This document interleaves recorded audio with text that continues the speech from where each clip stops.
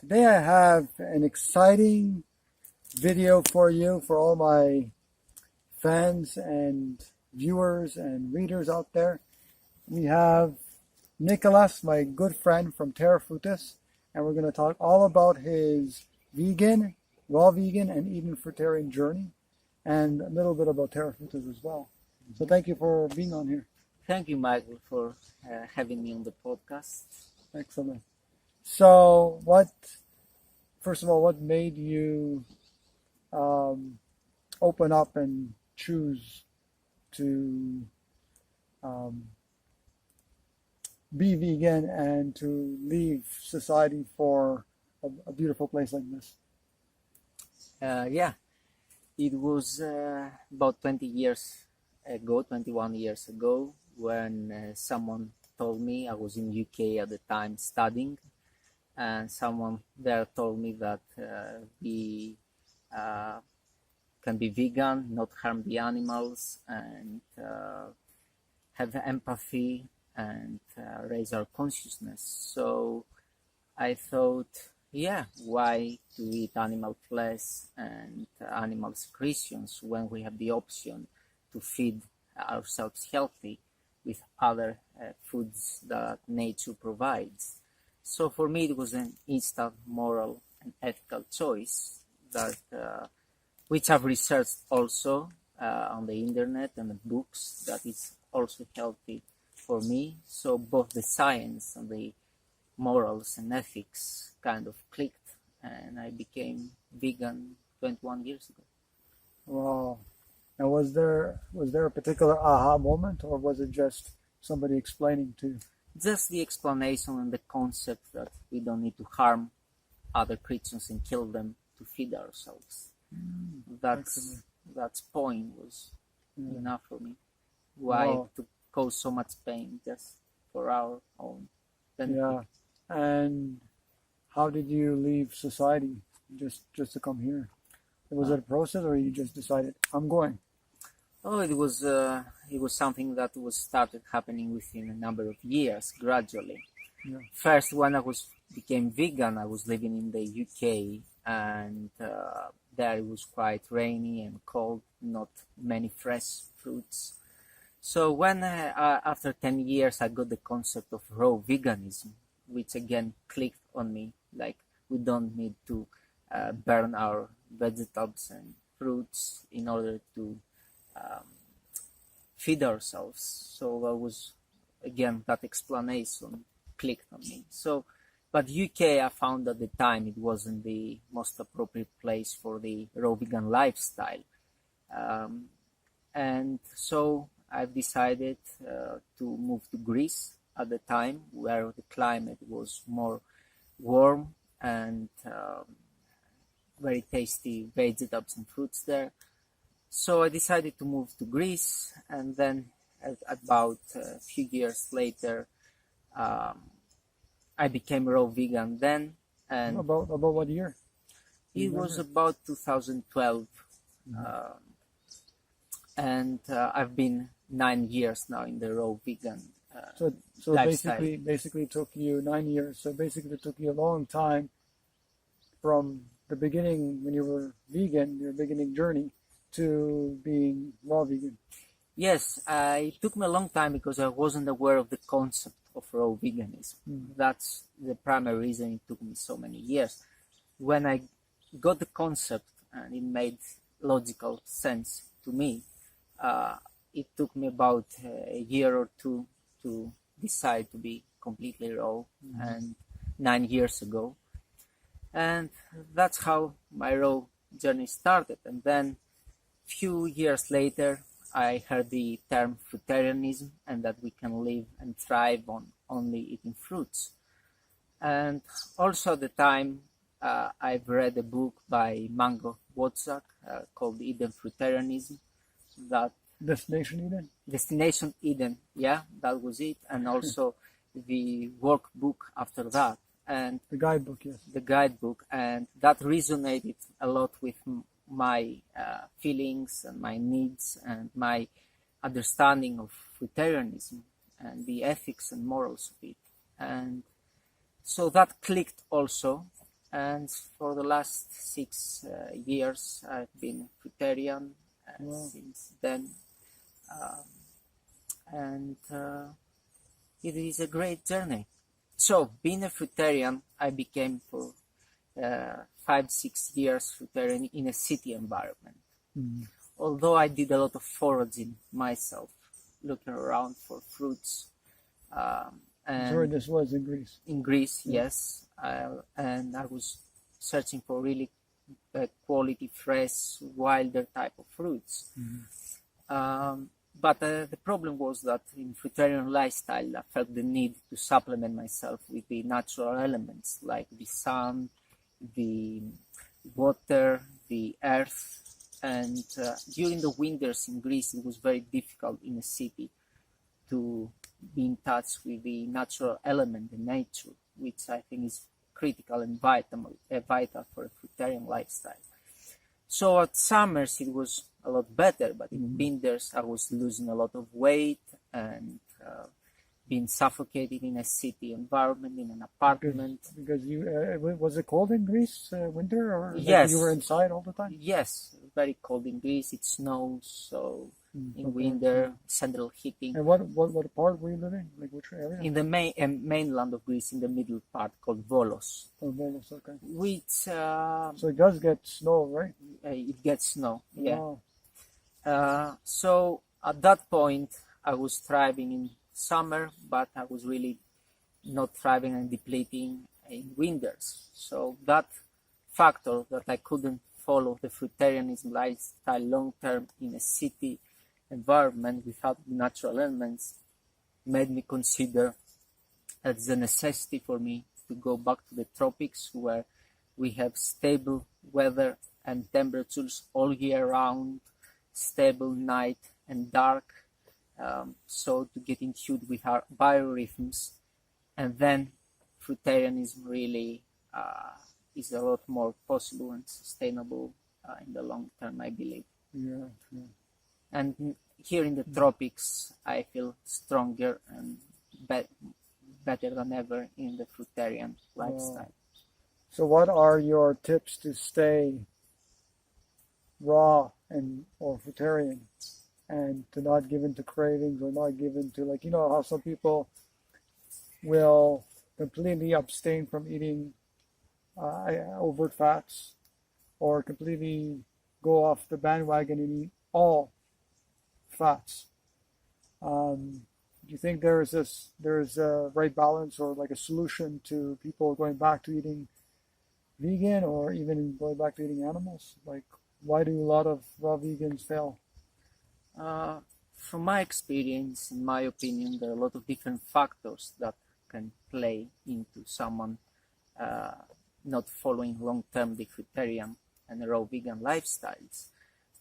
Some of the factors is like, first one, they consider it just as a diet and not as a lifestyle, which the lifestyle incorporates other factors like as I said, being in contact with the sun, the water, the earth, barefooted, sunbathing, and also in a calmer, less stressful environment like the cities and the sound pollution. So getting out of that. Yes. So one big factor is that it's not just a diet; it's a whole lifestyle and whole environment that needs to follow the diet.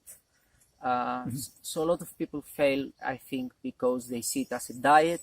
They don't change other lifestyle factors, and it cannot sustain long term. And as Mango Wodzak says, he actually calls Eden fruitarianism an ethical life, because we're doing it for the other animals, and not only for the other animals, but for the plants too, because we know some plants have this kind of awareness or consciousness to some degree, and fruits are the least harmful of all foods, Yeah.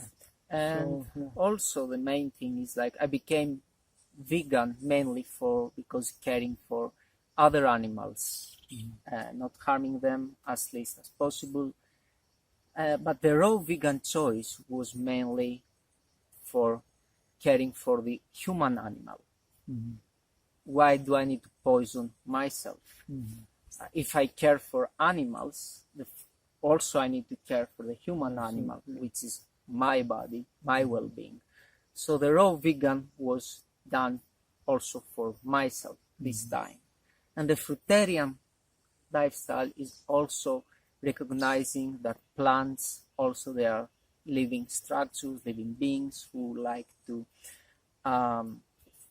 live and thrive, and I try to minimize the harm in those living structures as much as possible. Plus the fruits are a really great food provided by nature and biology. And it reproduces, so you just throw the seed in nature or put the seed out and you got abundance. Yeah. It's amazing. But I find something else I would like to mention, another factor that helped me is like when I became vegan, I stopped classifying animal flesh and animal secretions as food. I classify them as beings.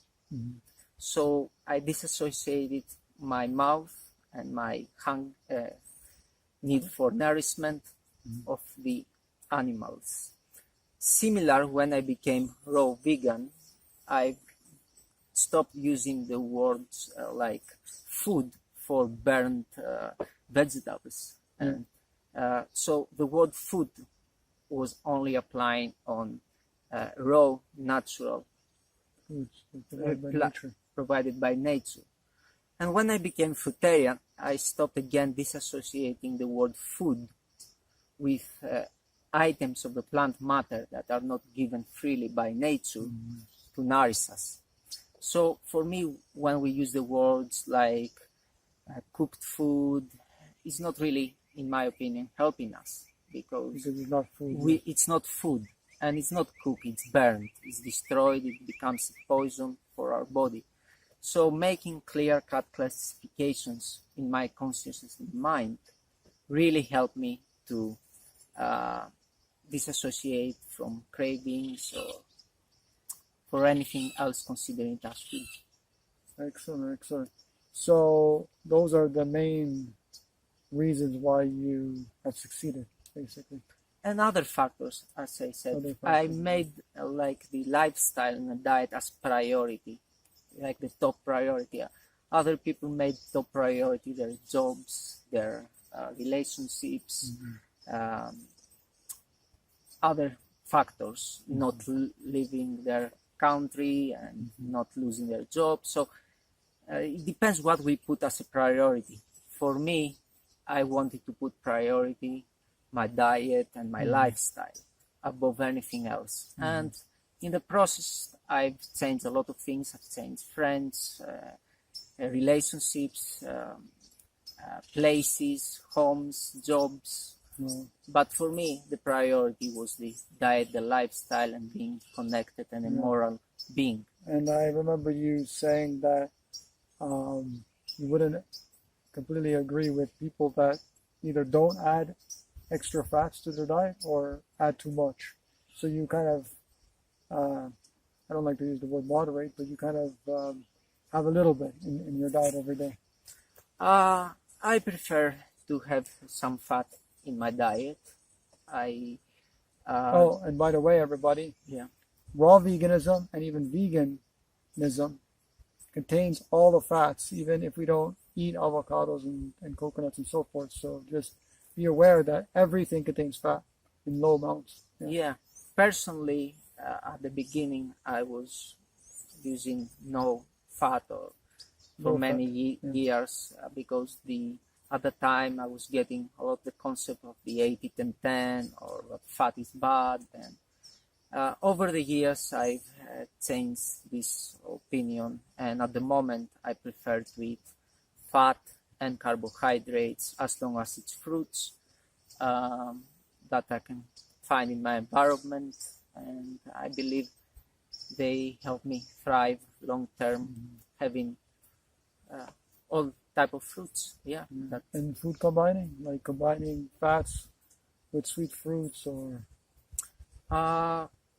when I I think it's also how we train our body. When I train my body to eat no fats, it wasn't as easy to digest fats. But when I trained my body to digest fats, and I did some periods where I did the keto, raw vegan, and fruitarian option, like eating avocados, coconut at the time, and so I learned my body and my gut microbiome to digest and burn efficiently the fats.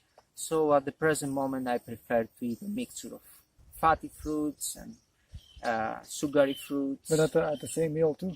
At the same meal too, yeah. I mean, human milk from the first, our first food, we train our body to burn both at the same time. That is the first food that nature and biology provides through our mother. So we develop microbiomes and ability to burn both at the same time. So you think those are the main reasons why people usually fail and go back to eating other types of things? Maybe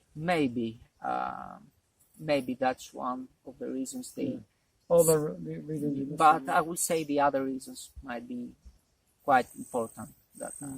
Because I find a lot of people, they go for many years eating either little fat or no fat, or too much, and then you see them later on either not looking that great physically, or just going back to eating animal foods, or even just vegan. Still, maybe an element of that is that they deprive themselves of the fat too much.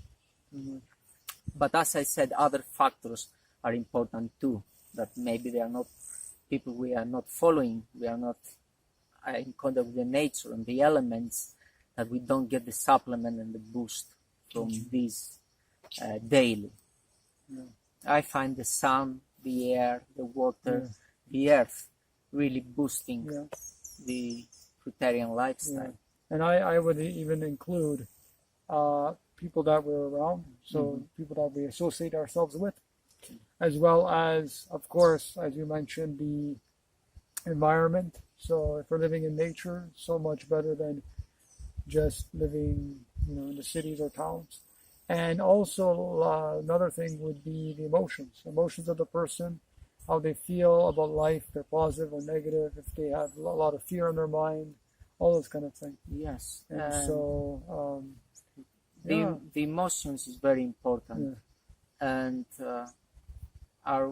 what we do in the daily lifestyle, the actions and the choices we make, how moral they are, how beneficial for our own bodies and the others around us and all the living beings.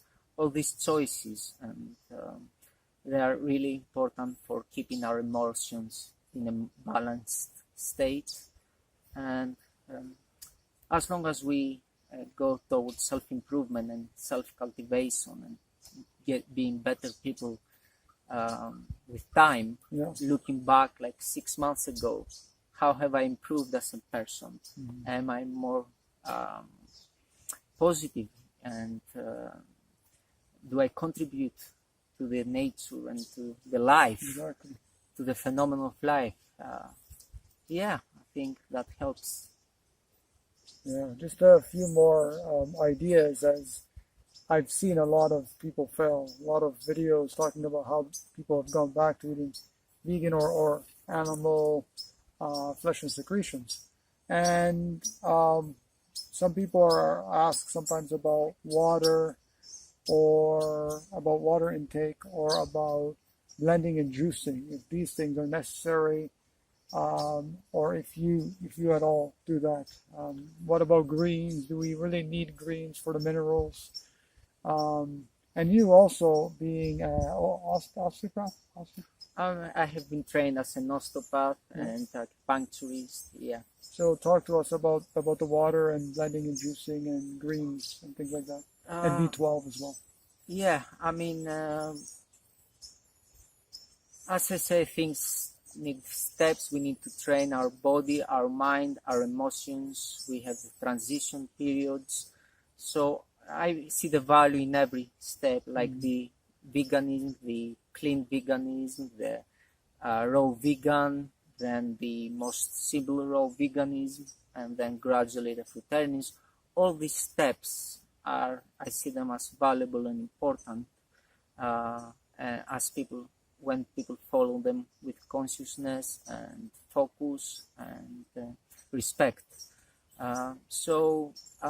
With time, as the body gets more adapted to the raw chemistry and fruits, and then it starts giving signs that prefers fruits, and as long as we follow that instinct and believe in it, then we can see that some plant matters are not necessary anymore for us to thrive. Yeah, but what about people that say, oh, you need greens, you need vegetables, you can't thrive, you need some water, you need to take B12, all these things. I mean, for many years, my body showed me that I need not a lot of the things people say that are definitely needed. So I choose not to include certain plant matters in my diet at the present moment, and I don't feel deprived. And you've been eating fruit for how long again? 6 years. I've been a fruitarian. And have you really noticed difference in your overall well-being? I've noticed a difference in my overall well-being when I came to the tropics. My constant all year round lifestyle factors, my stress levels reduced, also incorporating more fatty fruits in my diet.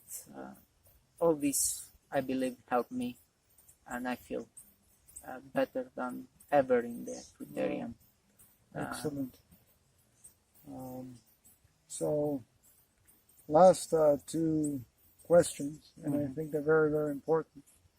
I think it's good to talk about a little bit about your journey of how you went vegan and fruitarian again, in a little more detail to get people to understand, your experience, and then it may relate to them in some way, as you did previously. Yeah, I mean, one of the first questions I think it will benefit for people to answer themselves is the fundamental need for living beings. What is their food? So that is like what is their source of energy? What is the fuel? So getting a clear answer of what really is the food that is meant for our biological structures is a fundamental question to answer, because answering that, the whole life can revolve around the clean fuel, and the whole lifestyle changes. So that was when I started. That was a question that I really wanted to answer and find answers. So all these years, that was my intention, to find the best diet as a living being, to give gratitude to life, to the phenomenon of life. So that's, and all these steps of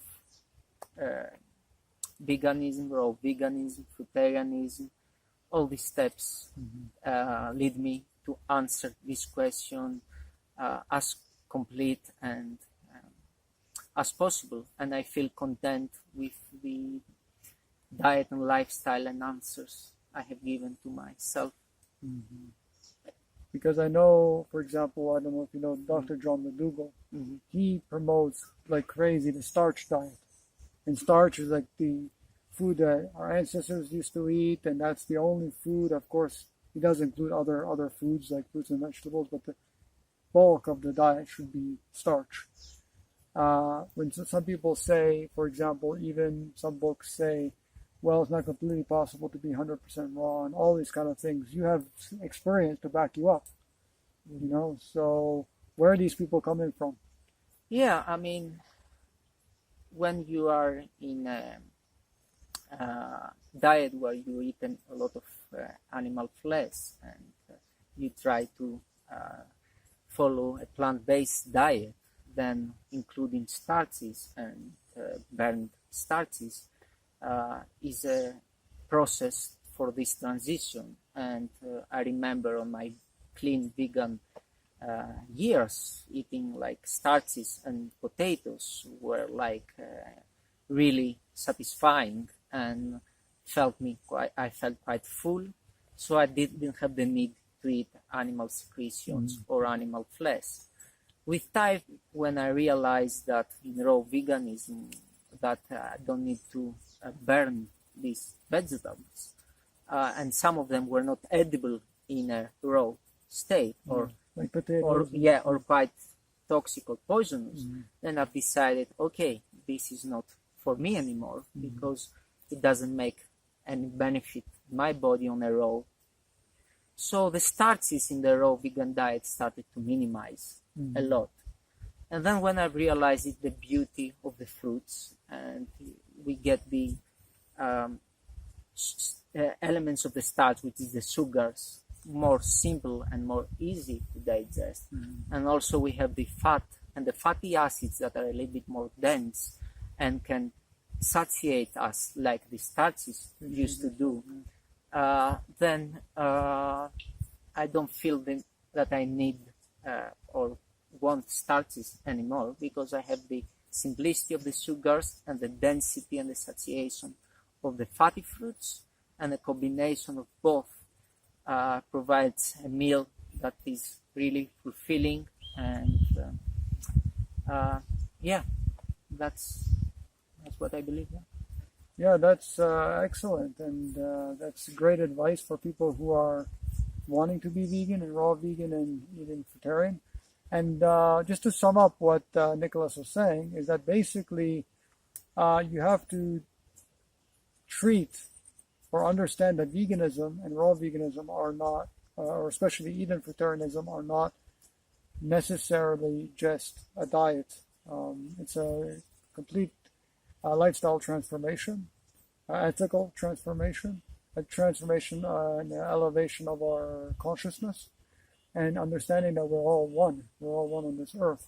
And also understanding, especially when becoming raw vegan and fruitarian, that people that you hang out with, the environment that you live in, amount of exercise, and positive thoughts and emotions also play a very, very big role. So living in a place like Terra Frutis has been really, really helpful for you. Can you describe what Terra Frutis is and your place in this community? Yeah, here we are at the tropics in southeast Ecuador, and people from all over the world came here with certain visions, like to plant fruit trees and reforest pastured lands with fruit trees that produce food for us. Also, we wanted to be in very close contact with nature and the natural elements all year round, an environment that will promote the fruit diet, the frugivorous diet. And also we had some other core values like abstinence from psychoactive substances, and also having non-violent communication among us and among other beings. So all these values that I quite agree with, and I think they're very important, I happen to find them in this community that's called Terra Frutis. So I'm really happy that I am a member of this community. And how long have you been a member? I've been living here for a year now, and I've been living to a similar community nearby, Fruit Heaven, for another 6 months there. And I think it was a great choice to leave society behind and follow this lifestyle and environment with like-minded individuals who appreciate life and want to thrive and want to also have a purpose in their life. The environment, it's in need now after all the destruction we made. The years of ignorance have passed. Now I believe it's time to save nature and save human beings also, and other animals. We are in a period like the Noah's Ark, where we need to save ourselves and the planet. We need to focus our efforts in that and not other distractions. And as humans beings become with a higher consciousness, and so it's great to see people, smiley faces from all over the world, coming here and happy, and don't want to feel much pain anymore.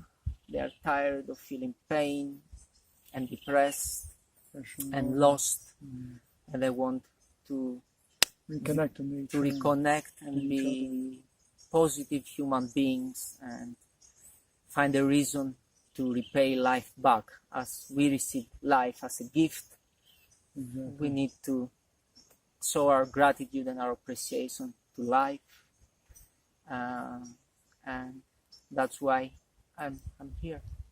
Excellent words from Nicholas from Terra Frutis. I also do have very much similar experiences in Fruit Haven and Terra Frutis, and I believe they are wonderful communities to come and check out if you ever want to come to Ecuador. And my stay here in Terra Frutis was, Aurora and I experience was incredible. We've met the most wonderful, caring, lovely people, and wish we could stay here forever. Unfortunately, we have our journey to continue, and nature and the universe tells us we must continue on and trek on to create our own raw vegan community, or hopefully our own raw vegan community. And any last words? Where can people find you? How can people contact you if they want to get in touch with you to learn about raw veganism? Yeah, I mean, we have the website terrafrutis.com, where they can get information about this community. Also, I have a YouTube channel where I upload some videos from the life of this community called And Me Raw Eco Villager. Don't worry, we'll post it down below in the description. So. And and I will encourage people that instead of being frustrated and angry in cities, feeling anger towards governments and the state and the religion, and I believe instead of feeling that anger, we can transform that angriness to productivity and create our own environment, our own lifestyle, little communities, decentralized, and the nature is abundant nowadays on Earth. Most humans have concentrated in cities, so wild nature is abundant for multiple smaller communities to form, plant fruit trees, and protest. And the activism is like planting fruit trees and creating small communities that we like. So we need more peace rather than anger. Anger and war and violence. Yeah, exactly. Words of wisdom from an amazing person. Thank you so much for being on the channel, and we look forward maybe to another interview in the future. Thanks so much for being here. And I wish you all the best with your journeys and possible creating a raw community. And I wish you all the best. Thank you.